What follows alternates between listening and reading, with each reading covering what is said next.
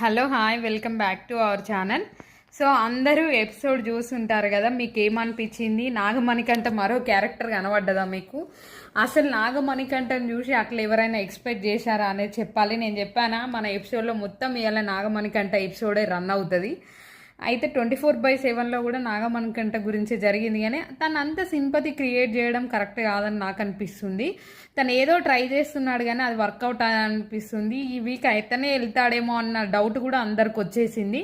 తను అందుకే ముందే భయపడతాడు. ఎందుకంటే తను ఓవర్ యాక్టింగ్ చేసేసరికి తనకు అర్థమైపోతుంది, నేను ఎక్కడో లో అయిపోతున్నా, నేను బయటకు పోతానా అనే ఫీలింగ్ తనకు వచ్చేసింది.